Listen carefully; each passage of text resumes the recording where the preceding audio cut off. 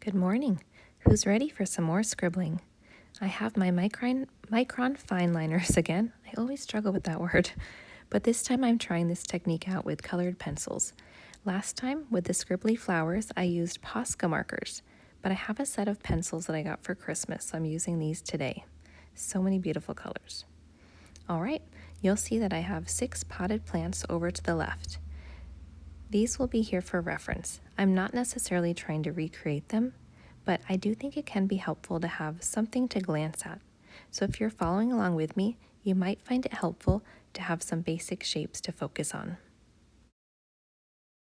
You'll notice that I'm moving very quickly. The sketching part of the video is not sped up at all. I don't want to overthink. Plus, it's actually kind of difficult to scribble slowly. And what I'm doing is I'm simply finding shapes. And I actually like to go over my path once or twice, creating additional lines. And you'll see why this part is important when we get to the final step of this activity. If you watched my recent video on finding my art style, you'll know that I talked about experimentation. A goal of mine for this year is to mix and match the aesthetics, the subjects, and the mediums that appeal to me the most. And I'm just going to be shuffling them around and seeing which combinations create a spark of excitement. This loose, free style of pen drawing is very appealing to me.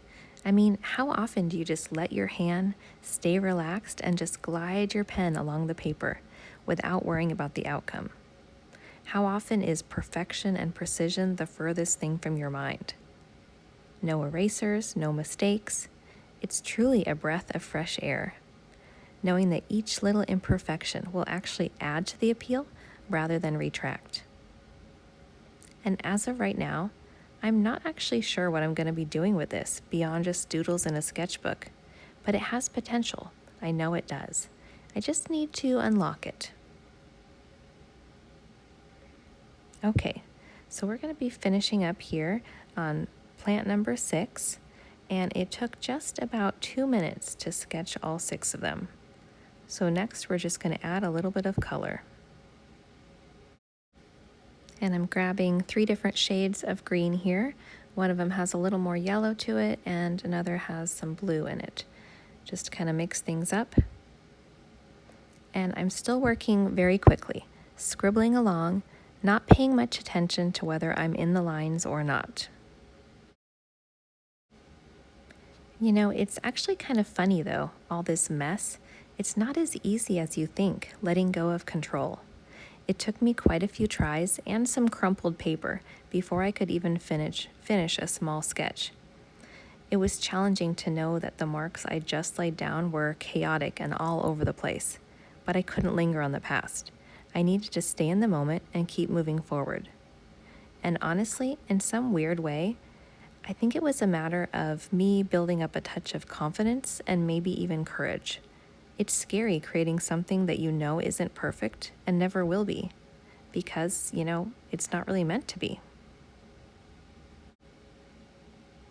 And now, let's move on to the 6 ways that we can make these scribbles more interesting. Multi-lines, fill in the blank, lines or hatching, dots or stippling, zigzags, and cross-hatching. Pausing here, look at the gaps in between the outlines, the shapes created from intersecting and overlapping lines. What areas do you want to enhance and bring the most attention to? Which sections are lacking and dull and maybe need a little more life and fun? And as you address these areas, you'll begin to notice that your scribbles are taking on a whole new look. It's almost as if those messy lines were thought out ahead of time, like they were part of the plan all along. Do you remember when there was a huge fuss over beach waves? Everyone was after that look. I just came from the beach. My hair looks amazing and I didn't even try. Well, in reality, most of those people were likely using a wave iron and purchasing sea salt sprays.